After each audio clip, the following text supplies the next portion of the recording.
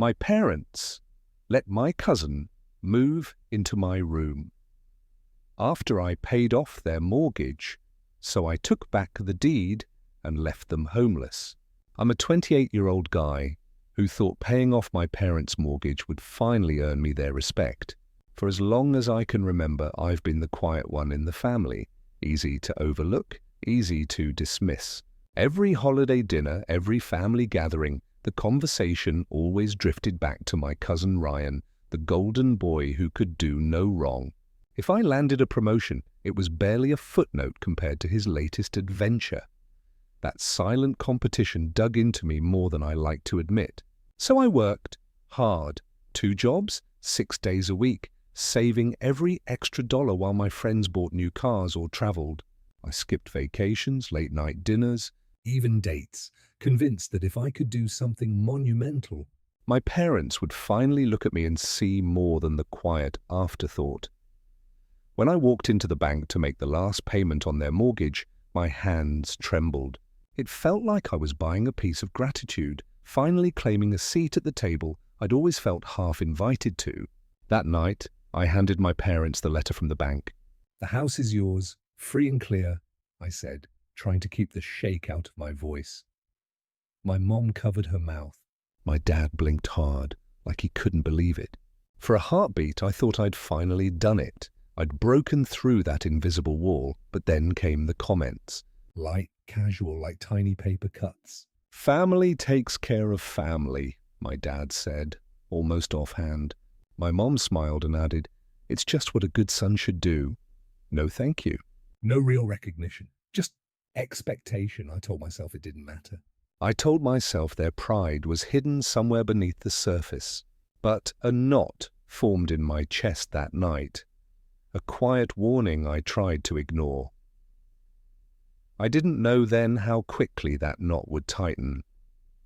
Barely 3 weeks after I'd handed them the letter from the bank, my parents sat me down at the kitchen table like they were about to announce something exciting. My mum poured coffee as if we were having a normal Sunday chat, but her eyes kept darting to my dad. He cleared his throat. "Ryan's between jobs," he began, resting his hands flat on the table. "He needs a place to stay for a while." I blinked. "Okay, so the guest room then?" My mom exchanged a glance with my dad, one of those silent, well-practiced looks. "We thought," she said lightly, "that Ryan could use your room. It's bigger. You can take the guest room for now." For a moment, I thought they were joking. My room wasn't just bigger. It was the only place in the house that still felt like mine. My bookshelves, the desk where I'd mapped out years of late-night budgeting to pay off their mortgage. "You're serious?" I asked, my voice rising. "You want me to move out of my own room? For Ryan?" Dad frowned like I'd missed the obvious. "It's temporary. Don't be selfish." He's family, selfish. The word hit like a slap. I just spent years giving up every spare hour of my life to save their house, and now I was the selfish one for wanting to keep my own space. "I worked for this," I said quietly, but my voice cracked halfway through. Mom reached across the table, her tone suddenly sharp. "That's not about you. Ryan needs help." I swallowed the knot of disbelief forming in my throat. My parents, my own parents, were asking me to step aside, like my sacrifice was just a footnote in some larger story of family obligation. I didn't move that night. I couldn't. I just sat there long after they'd gone to bed, staring at the dark hallway, wondering if this was the moment my years of effort officially stopped mattering. I dragged the last box into the guest room, a space barely big, enough to hold the twin bed and a wobbly nightstand, and tried not to choke on the sour taste in my mouth. The ceiling sloped so low I had to duck near the window, and the radiator rattled like it might cough itself to pieces. This wasn't a room. It was a storage closet with a door. Down the hall, Ryan was already making himself at home. I heard the thud of his duffel hitting my floorboards, then the squeak of my desk chair as he spun in it like a kid. A few minutes later, his voice carried, smooth and smug. "Wow, this room's even bigger than I remembered. Feels like a mini-suite." I clenched my jaw. and started stacking books on the rickety nightstand. When I finally confronted my parents that evening, Dad barely looked up from the TV. "It's just temporary," he said. As if reading from a script. Temporary like how long? I asked. Mom sighed. Don't start, please. "You're being dramatic." Ryan needs a stable place until he gets back on his feet. Dramatic. The words stung almost as much as Selfish had. That night, Ryan turned the volume on his music up just loud enough to seep under the door. When I asked him to lower it, he grinned like he'd been waiting for me. Oh, come on. You're not still sulking about the room, are you? Big hero pays off the mortgage and still wants applause. I froze, stunned that he knew. My parents brushed it off when I told them. He's joking, Mom said, smiling too quickly, but it didn't feel like a joke. It felt like a quiet unraveling, each word, each dismissive shrug, a reminder that in this house my sacrifices were currency they'd already spent, and now they wanted me to pay again. Ryan's so-called temporary stay turned into a circus faster than I could have imagined. Within a week, the quiet nights I'd once cherished were replaced by the thump of bass and the shrill laughter of strangers bleeding through the walls. Friday nights became his personal festival, empty beer bottles lining the hallway like some grotesque welcome. Matt, I'd come home from a 12-hour shift to find pizza boxes stacked on my coffee table and muddy shoe prints tracked. Across the carpet I'd spent weekends scrubbing. My headphones couldn't drown out the pounding music or the echo of Ryan's voice bragging about his place. Each time, the knot in my chest tightened another turn.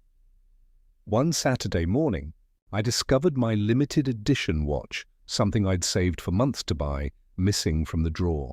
I found it 2 days later on Ryan's wrist, smudged with fingerprints and a faint beer smell. That's mine, I snapped. He just smirked. Relax, I was borrowing it.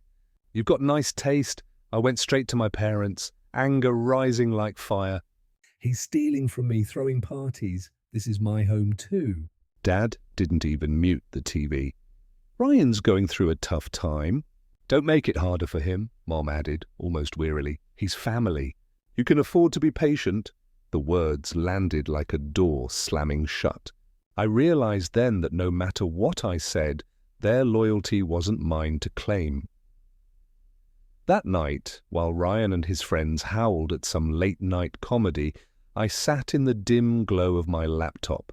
I opened the folder where I kept every receipt, every bank statement, every email confirming my mortgage payments. One by one, I began downloading copies to a private drive, my hands steady in a way my heart wasn't.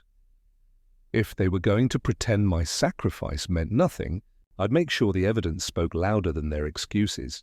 This wasn't revenge, at least not yet. It was survival.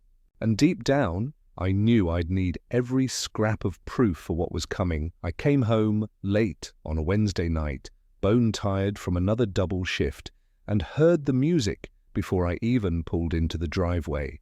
The porch light flickered like it was keeping time with the bass. Inside, the living room was a battlefield, half-empty bottles rolling across the floor, a sticky trail of spilled soda leading toward the hallway.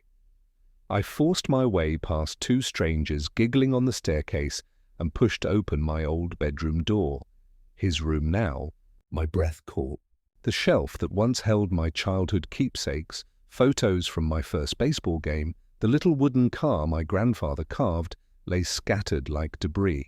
The car's axle was snapped clean through, my signed baseball smeared with something red that wasn't ink. "Ryan!"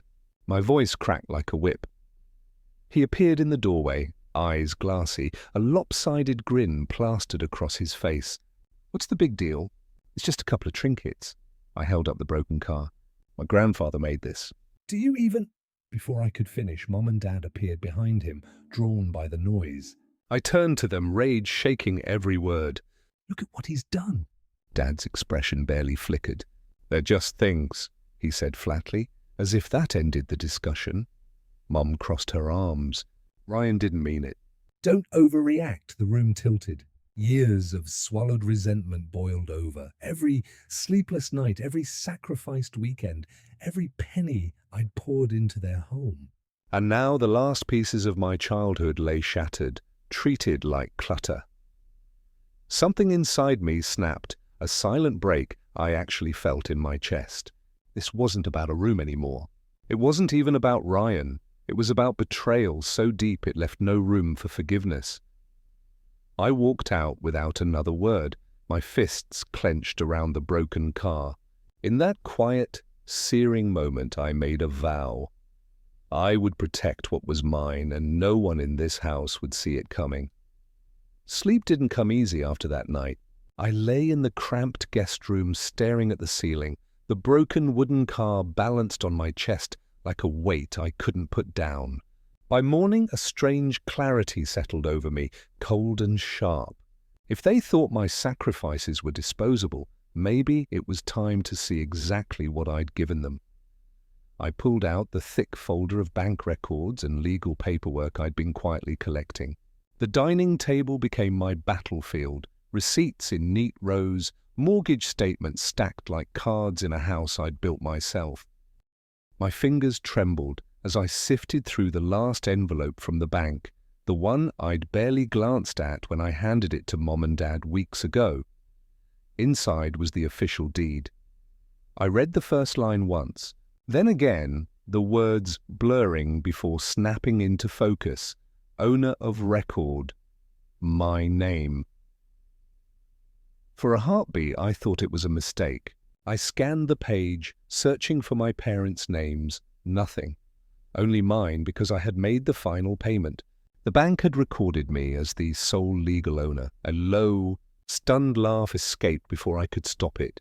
All this time, I'd thought I was a supporting character in their story of entitlement. But legally, this house, their house, was mine. I leaned back in the chair, the morning light spilling across the papers like a spotlight on a secret. Down the hall, Ryan's muffled laughter drifted from my room. My parents' voices followed, warm and indulgent. I didn't rush to tell them. Instead, I slid the deed into a fresh folder and locked it in my desk drawer. Let them keep underestimating me. Let them believe their version of power was real. Because for the first time, the weight on my chest wasn't from the broken car. It was the heavy, exhilarating knowledge that the house they treated as theirs was, in every legal sense, mine. And they hadn't the faintest clue. The next morning I woke with a calm I hadn't felt in months, a quiet, deliberate calm that felt almost dangerous. The deed's weight sat in my pocket like a hidden weapon. I wasn't ready to wield it, not yet. First, I needed to be certain. On my lunch break, I found a small law office 2 towns over. The receptionist barely looked up when I asked for a consultation, but the attorney, a silver-haired woman with eyes like sharpened steel, listened to every detail. When I slid the deed across her desk, she scanned it, then looked me squarely in the eye. "It's yours," she said simply. Every nail, every brick. "If they didn't sign the final paperwork, the title belongs solely to you." Relief flooded me, laced with something darker: vindication. That night, I rented a small storage unit on the edge of town. Under the cover of Ryan's usual late-night chaos, I began moving my most important belongings: my laptop, family photos, the few heirlooms my parents hadn't already dismissed. Each trip felt like tucking away a piece of myself, safe from their casual destruction. Back at home, I played the part they expected, the quiet, dutiful son. I smiled when Mom asked me to pick up groceries, nodded when Dad mentioned how generous I'd been. But, in the shadows, I documented everything. Photos of Ryan's beer-stained carpet, videos of his midnight parties, texts where my parents brushed off every complaint. Ryan kept taunting, oblivious. "Hope you're comfy in that shoebox," he laughed one night, his voice dripping through the thin guest room wall. I only smiled to myself. Each insult, each careless mess became another brick in the case I was building. The storm wasn't here yet, but it was gathering, silent, electric. and when it finally broke, none of them would see it coming. It happened on a Sunday evening, just as the sunset bled orange across the kitchen windows. I'd barely sat down when Dad cleared his throat, the same way he did when delivering family decisions. Mom folded her hands like she was bracing for impact, but her smile carried a strange finality.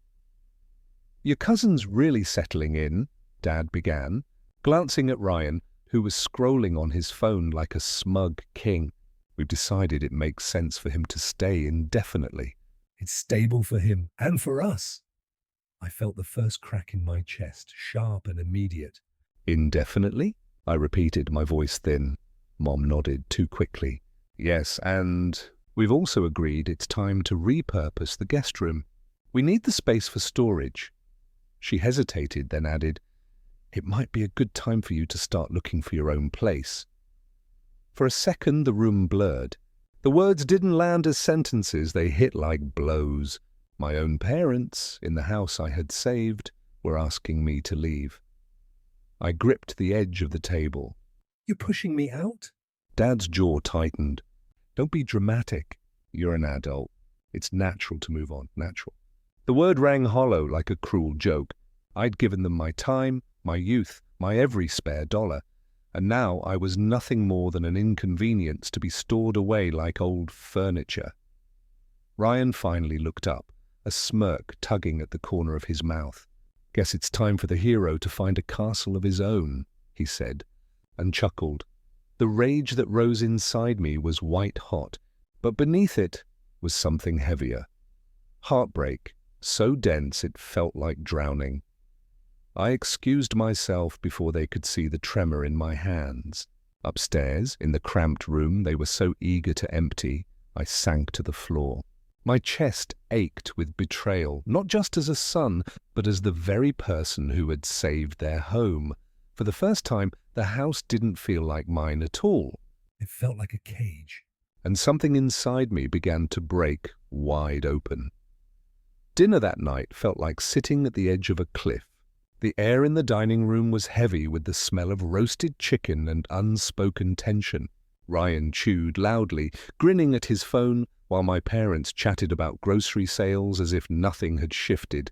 But inside me, something had already detonated. I waited until the plates were nearly empty. Then I reached into my jacket and set a thick, manila folder in the center of the table. The thud silenced every fork. Dad frowned. "What's this?" I slid the deed free and placed it on the table, the bank's seal catching the overhead light. It's the deed, I said, my voice steady, almost too calm. To this house. "It's in my name, only mine. Because I made the final payment. I am the sole legal owner." The words hung like smoke.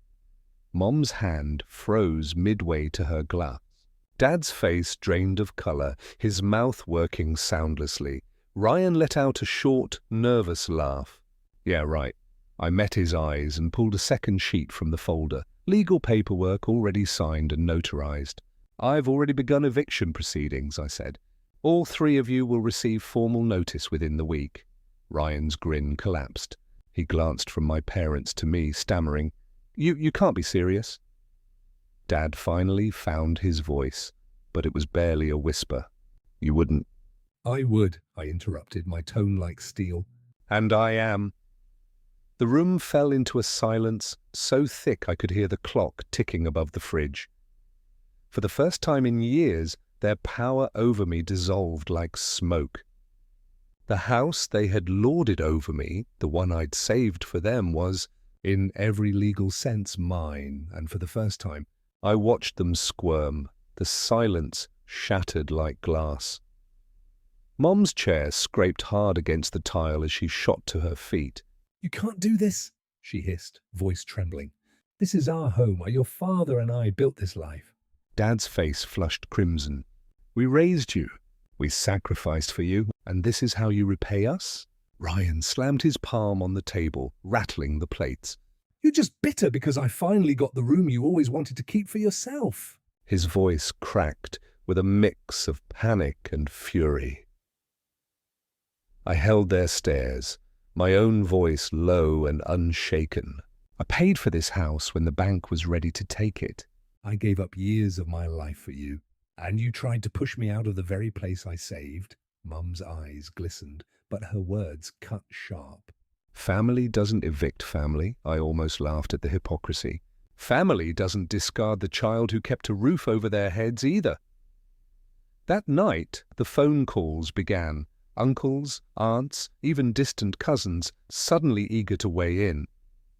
Some begged me to reconsider, accusing me of tearing the family apart. Others, in whispered confessions, admitted they'd seen this coming, the favoritism, the quiet cruelty, the way my parents had always placed Ryan above me. Long-suppressed truths spilled out like poison, finally uncorked. Old slights resurfaced, how they'd belittled my achievements, how they'd excused Ryan's every mistake. Through it all, I stayed firm. No yelling, no apologies. Just the unshakable truth and the deed with my name on it. Ryan raged, threatening lawyers and shouting insults until his voice went hoarse. My parents shifted from fury to desperate bargaining, tears, guilt trips, stories of family unity. But something inside me had already hardened. I wouldn't be guilted. Not this time. By the end of the week, my silence spoke louder than their pleas. And for the first time, they were the ones scrambling for a place to call home. By the following Monday, the house felt like a war zone wrapped in silence. No more late-night parties, no more careless laughter from my old room, just the heavy shuffle of footsteps and the occasional slam of a door. I called them to the dining table once again, the same spot where I dropped the deed like a thunderclap. I've spoken with my attorney, I began, my tone even, almost gentle. You have 30 days to vacate. That's the legal notice you'll receive tomorrow. I set the papers in front of them, their crisp edges slicing through the tension. Ryan's chair screeched back as he shot to his feet. 30 days? You're kicking us out like strangers? His face burned red, fists clenched. You can leave sooner, I said, meeting his glare without flinching. That's up to you, he cursed under his breath, grabbed his phone and stormed upstairs. Hours later, I heard the slam of the front door and the screech of tires. Ryan, gone without a word, pride shredded. Mum's voice trembled. Please, we raised you. We made sacrifices. Don't do this to your own parents. Dad's eyes were glassy, but his jaw remained stubborn. You're our son. You owe us at least time. I took a slow breath. I owed you respect, and I gave it for years. I paid off the mortgage because I believed in family. But respect is earned, not bought. And you lost mine the moment you tried to push me out of the house I saved. Their faces fell. A mixture of disbelief and something like shame. For the first time, the weight of their judgment slid off my shoulders. The balance of power, once tilted so heavily in their favor, now rested squarely in mine. And as the clock on the wall ticked toward their deadline, I felt no guilt, only a calm I'd never known before. Weeks later, the house is unrecognizably still. No bass rattling the windows, no midnight arguments seeping through the walls, only the soft tick of the hallway clock and the occasional groan of old wood settling into peace. I walk through each room slowly, almost reverently, breathing in the quiet I fought so hard to reclaim. The guest room, the one they once tried to shove me out of, now holds nothing but sunlight and the faint scent of fresh paint. My old bedroom, scrubbed clean of Ryan's chaos, smells like pine and possibility. For the first time, these walls feel like mine, not because a deed says so, but because I finally believe it. A young couple moves in next week, respectful, kind, and eager to make it their home. The lease I signed will cover my next investment. The income a steady reminder that my sacrifices have finally begun to serve me. Standing in the empty living room, I think back to every late shift, every quiet humiliation. Every night I wondered if my parents would ever see me. Paying off their mortgage wasn't a mistake, it was a lesson. The betrayal wasn't in the house, it was in how quickly they turned love into leverage. Taking back the deed wasn't revenge. It was reclaiming my dignity. That night, I open my laptop and begin typing my story, the cursor blinking like a heartbeat on the Reddit confession page. I write about sacrifice, about boundaries, about how even family can twist gratitude into obligation. I end with a single line meant for anyone who's ever felt trapped by guilt. Never let family guilt override your self-respect. As I hit post, a quiet satisfaction settles over me, cathartic. Fierce and wholly mine. For the first time, I'm not just the overlooked son. I am the man who finally chose himself.